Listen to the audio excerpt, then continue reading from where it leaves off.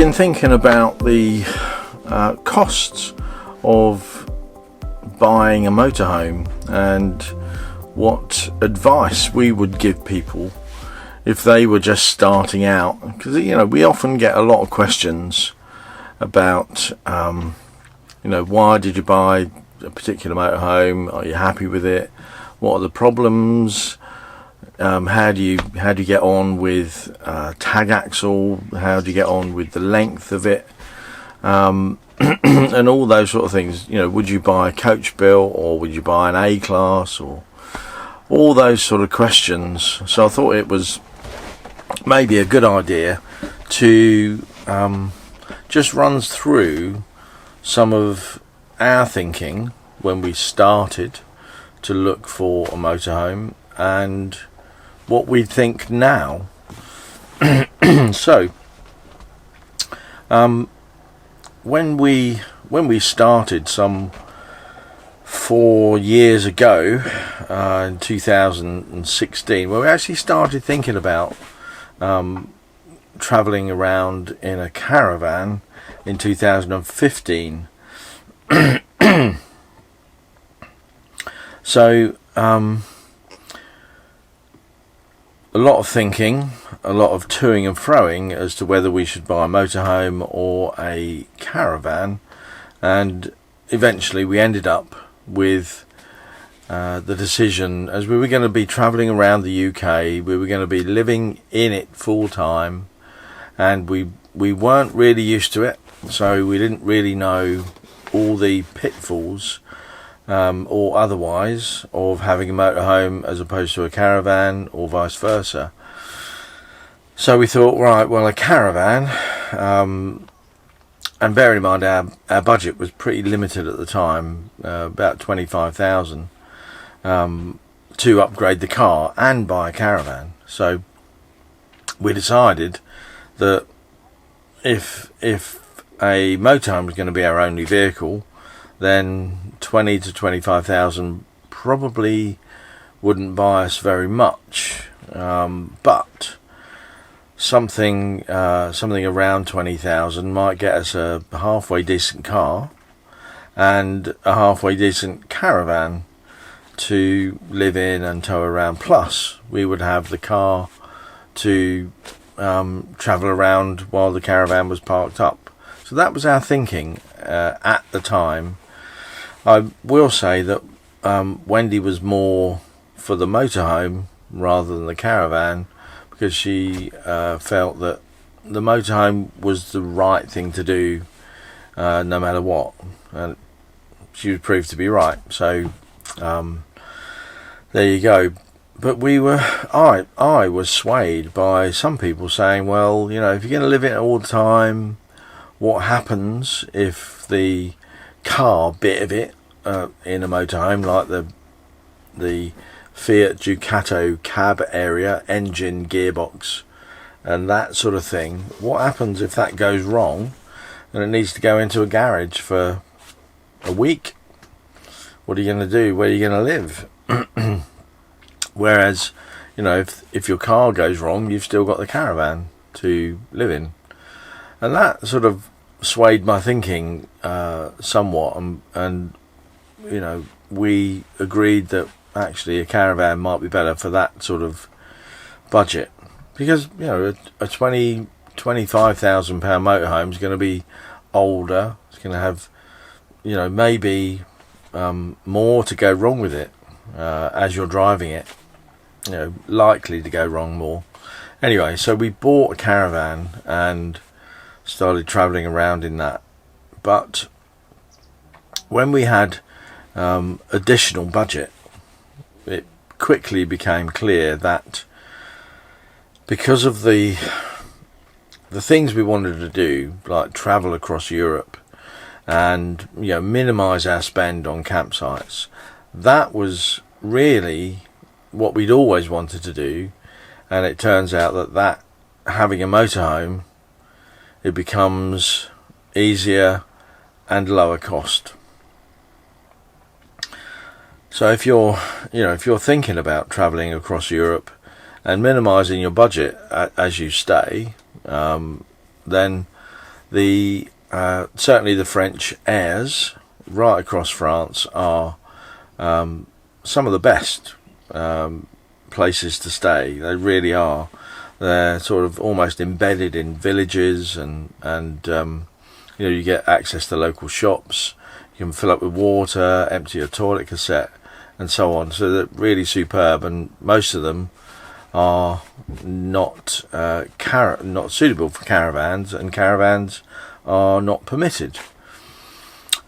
So what did we look for when we were starting to think about a new motorhome, or a motorhome? So we thought, well, we enjoyed travelling so much that we sold up everything, which gave us quite a big budget, and we'd set a budget of maybe 45,000.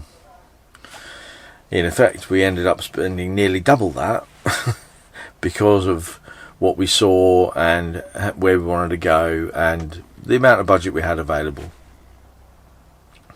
So we started looking at used motorhomes, and I really liked the 6.8 litre mini Winnebagos with the slide outs. It's sort of a Ford Transit front end with swivel seats, slide out for the lounge, a slide out for the bedroom. And we actually went to look at a couple of those, and they're really superb. I mean, fuel cost horrendous. They do about 6 miles to the gallon, which, when you're trying to minimise your budget, not a good thing. So when we started to analyse all that, we started to move away from those and look at the German models. We started looking at Bürstner. We'd seen quite a few of those on the campsite we were working at, and we really liked them. They seemed to be quite good quality. They had a good reputation, a good name. And we, with the second-hand ones we've seen, but there was always a little bit of a problem. A little bit, it didn't have this, and we couldn't get it, and it had that, and we didn't want it, and so on and so on and so on. So we eventually settled on a Heimer, which we saw, which was the same price as the Bürstner model we were looking at, but a slightly higher spec. So we went ahead and purchased that. Looking back, I don't think that I would ever purchase a brand new motorhome again.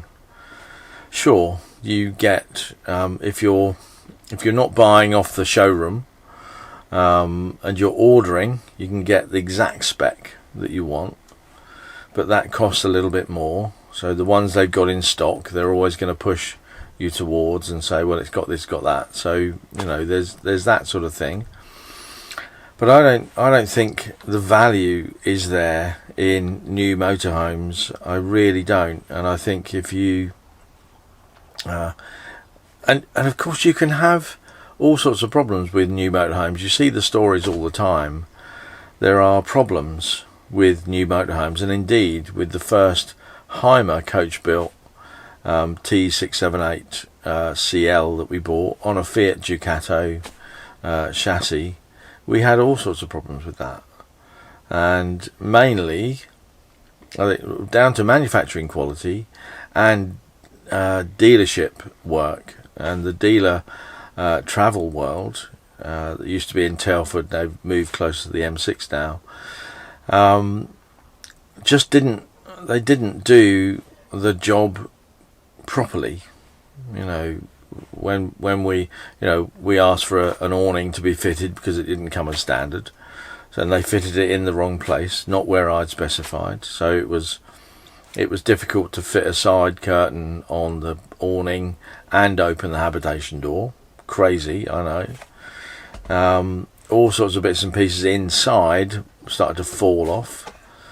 They didn't do a proper PDI check and clean before they handed over, because we started to find marker pens, whiteboard marker pens in cupboards, screws, residue from holes that have been drilled in to fit certain things, all the wood chippings and so on. So, you can have problems with a brand new motorhome, and indeed we did. We spent 6 months battling with that dealer, who I now call Trouble World, because, I would never, ever use them again for anything. In fact, even though the current motorhome, we part exchanged our motorhome after 6 months with one that they'd got in, I would never go back to them for any warranty work, because they can't be trusted. Simple. And indeed, we sent the Heimer back to them on a number of occasions, and it always came back almost in worse condition. One of the handles from the Remis blinds on the windscreen fell off, and they committed to fix that, and they did, but they glued 3 of the pleats of the Remis blind into the handle, so it looked a complete mess, and it was absolutely awful. So you can have problems wherever you buy. However, buying second hand, you get that lower price. You get teething problems, if you like, pretty much ironed out. But there are a few things that you need to consider before you actually part with any money at all. You need to have an inspection by a qualified person, or fully inspect it yourself. So that means make sure you drive it, make sure that all the engine and service records are up to date, so that for the miles it's done, it's going to be in reasonable condition. So you're not going to have a replacement gearbox next week. You can never guard completely against that unless you buy a third party insurance warranty, but you want to make sure best you can. One of the biggest problems that you're going to find with motorhomes is damp. Of course, the inside of a motorhome, there is going to be some moisture. There is. You live in it on occasion. We live in ours full time, but if you're having it on holidays and so on, it's going to be a couple of weeks, a month, 6 weeks, whatever it is, and you're going to be inside it. Maybe you're going to be cooking, maybe you're going to be boiling kettles, all that steam, heat, and so on. It's going to seep its way into the cupboards and the boards and so on. So there's going to be an amount of damp. Now, if I would recommend buying your own damp meter, and if you can, buy the more expensive ones. Maybe 150 quid, quite a good investment, I think. If you're thinking about parting with multiple tens of thousands of pounds, and test everywhere before you part with any money. Even if you've got one of the sort of contact damp meters that have 2 little prongs that you place against the walls, there shouldn't be any more than 15%. If it's 15% or less, you're good. If it's up towards 20, it's questionable. But any more than 20, 25, then you've got a leak somewhere and you've got a problem. It may not be a massive problem right now, but it's going to be a problem. And you should probably reject that, or get a reduction in price so you can get that fixed. And I would say, if you've got damp anywhere, then I would immediately offer £10,000 less. It really doesn't matter. If you're buying a £25,000 motorhome and it's got damp in it, it could be end of its life. But if you got £10,000 off, like you offer £15,000 for a £25,000 van, that's going to fix it. You're going to be able to pay out to fix it and get a superb quality finish and a damp free well sealed van for that. So that's where I'd go. I know it might seem like, how could I even dare to offer £10,000? Basically, all they can say, if they don't like it, they can say no, and you can walk away. There will be another van. There will be. Same spec, better condition. There will be for the same money. I see it all the time. We were in a new motorhome buyer's hurry, if you like. We were excited getting a new motorhome, and we bought too soon, I think. And we weren't strong enough with the dealer that we dealt with. What I will say is that we're pretty blessed to have the motorhome that we have now, this Auto Trail Comanche, and it has its problems. It does. They all do. It's pretty well. It's free of damp inside. The last damp check came through with pretty much 12% everywhere. I spoke to them, our friends at A&E Leisure who did that, and I spoke to them in detail about, and that they were saying, well, it was up and down, but it was around 12. It might have been 11.5, might have been 13, but it was about 12 all the way through, and no real issues. We've had air conditioning placed on this model.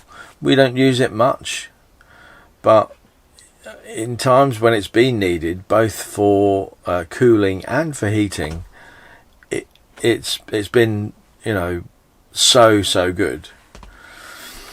So what are the things you look for? Damp inside. You look for the outside, and normally you're on foot walking round, somewhere that you probably wouldn't even think of is the roof. Now, I've heard stories from people that have bought motorhomes.